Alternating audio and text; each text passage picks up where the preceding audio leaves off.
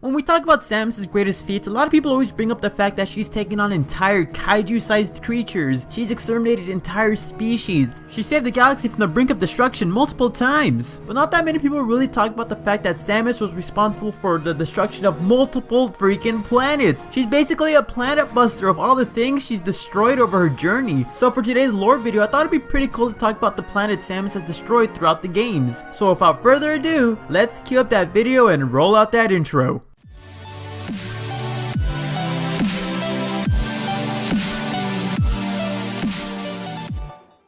The first planet Samus actually destroyed was Dark Aether. Now before the events of Metroid Prime 2 Echoes, Aether was a pretty stable place. The Luminoth lived there, it was a pretty nice planet, everything was pretty calm and peaceful. However, upon the arrival of the Leviathan Seed, which impacted Aether, the impact was so extreme that it legitimately split Aether in half. Not physically in half, it didn't go right down the middle. Dimensionally, the Aether was split into half. Half of the planetary energy was in Aether, while the other half was in Dark Aether. And because of this fact, while at the same time having two planets take up the same exact space, it made Aether and Dark Aether kinda unstable. Aether or Dark Aether needed all the energy to become completely stable, but this also meant that if one planet has all the energy, the planet with no energy becomes unstable and collapses. Aether was nearly at the verge of destruction before Samus interfered because Dark Aether had almost all the energy. However, when Samus came across Aether and heard about the Luminoth's plea and learned about the destructive nature of the Ing, she knew she had to help the Luminoth and keep Aether alive while destroying Dark Aether and hopefully destroy the Ing with it. And so she goes into Dark Aether, steals back all the planetary energy, and with no energy and Dark Aether left, Dark Aether became extremely unstable and thus collapsed and destroyed everything and anything in it, except for Dark Samus. But due to Samus' interference, she destroyed Dark Aether, which is actually a pretty amazing feat, and thus marks the first time chronologically Samus actually destroyed a planet.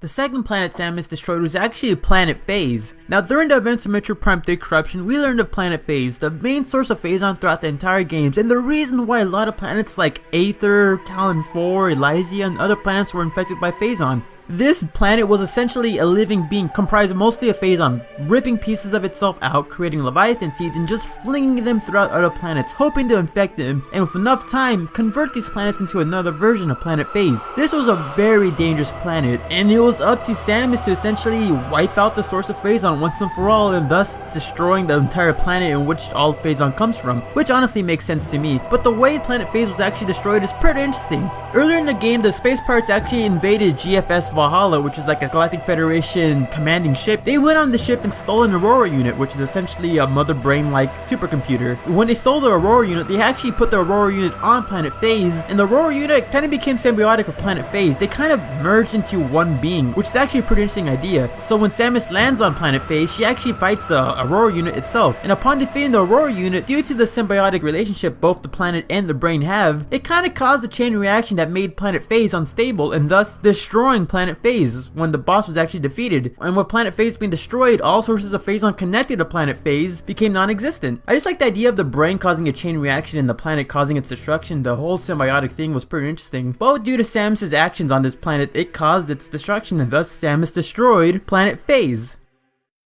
Now the third planet that Samus actually destroyed would be Planet Zebes. Now I'm pretty sure it must have been difficult for Samus to destroy Planet Zebes, not necessarily physically because we'll get on that later, but more emotionally. Samus having lived on Zebes for a while, having been trained by the Chozos, being connected with characters like Old Bird and Grey Voice, it must have really sucked to see Mother Brain take over the planet, take over the creatures like the Zebesians, and with the help of the Space Pirates, just use it as a base to create tyranny. So it must have really sucked to see her old homeworld be destroyed this way, but you know, you gotta do what you gotta do. Now it's kinda weird. During Samus' Zero mission, or her first mission, when Mother Brain was defeated and activated the self-destruct sequence, the explosion wasn't really that powerful. Sure, it destroyed Torian, but relatively speaking, the entire planet was completely fine. But during her second mission on Zebes, you know, Mother Brain comes back, does the same exact mission of stealing a Metroid and cloning an army. When Mother Brain gets defeated in this game, the explosion was so powerful it actually destroyed all of Zebes, which means one of two things. Either Mother Brain loaded extra TNT onto her self-destruct button to make sure the entire planet is destroyed just because she's that petty and losing, which honestly I think that might be the right answer, but the second option could be that because of Mother Brain being rebuilt by the Zebesians and all that, by the Space Pirates and all that, maybe she had some sort of symbiotic relationship with Planet Zebes itself. Maybe she had a strong psychic connection with the planet, so when she actually died, her sudden loss caused a chain reaction which made Planet Zebes unstable, and thus when the Tauran base exploded, it actually caused much more damage to the weakened planet and thus destroying it. Either way, Samus defeating Mother Brain and stopping her planet planets from cloning Metroids caused the base to self-destruct, and thus the explosion actually took out all of Zebes, and thus is another planet Samus destroyed.